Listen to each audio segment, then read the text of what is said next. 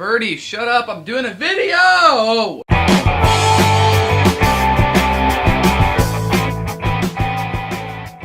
Okay. I know what you're thinking. What? He has 3 stories worth of terrible dates? Yes, of course. I have at least 3. And this should conclude my trilogy. My Dark Knight Rises. So this one is very funny, and it is also very much my fault. So all throughout high school, I had liked this girl, but I just never really thought I even had a chance. There was flirting, but I still didn't think I had a chance. We graduated in 2012, and almost a year went by, and then on March 30th, 2013, I was able to snag a date with this high school crush. Just want you to get some context of who I was at that time.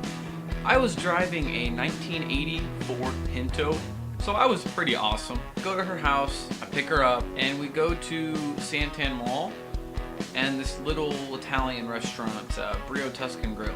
It went very well. We chatted it up, laughed it up, dated it up, you know, normal date stuff.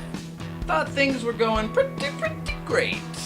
I thought there was no chance that this was going to be a bad date. Spoiler alert! The name of how these dates go is in the title, so if you didn't know this was a bad date, then learn to read.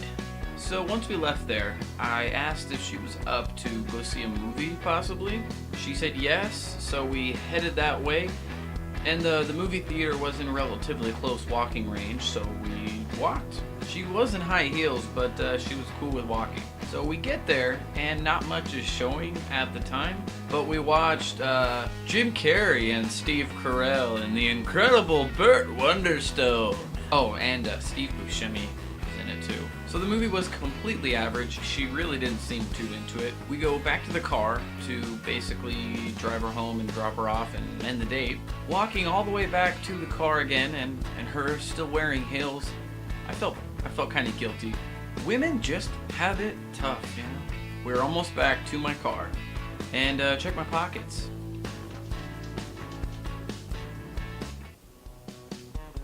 No keys. Great. If there's a way to ruin a date, you guarantee that I will find that way to ruin that date. I had historically left my keys in the car, so I felt with all the anxiety of being on a date with such a beautiful woman, the odds were likely that I did it once again. Now, I didn't see the keys in the car, but they could have possibly been out of my line of sight. My windows in that car were loose, so I spent about 30 minutes trying to jimmy it open. Much to my dismay, I was not able to get in. My other videos, it was normally the other person's fault. I am very much the guilty party here. Please, let me assure you, this date is my fault. So I had thought maybe the keys had fallen out of my pocket, possibly, and it was pretty late at this point. Like, lately. So late, the restaurant had closed, and there was zero chance of us being able to check for the keys there. Only other place we could go look was back at the movie theater. I felt so bad for making her walk back. Remember, she's still wearing the high heels, so I offered to let her wear my shoes, and I would just go barefoot. No, she did decline that. I think I even offered a piggyback ride. We get to the theater, and they let us go inside to look for the keys. And they weren't there! At this point, I felt like the most stupid person alive. We had to walk all the way back to my car again. She was still wearing the high heels. I had once again offered up my shoes as sacrifice. She declined again. Back at the car, I spent some more time trying to get in, and no luck.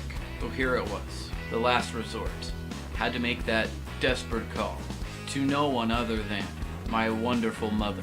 Yes, folks, that is right. I called my mom to come and pick us up. So while we sat around waiting for my mom to get there, I was beating myself up over this. I was so mad and so angry at myself for ruining what had become a really fun date. She was very nice. She kept telling me to calm down and that it was okay. Just a simple mistake. But I was still killing myself over this. My mom finally got there and picked us up in her beat up old 1999 GMC Safari. Classy, right? Well, my date lived nearby and we got her home.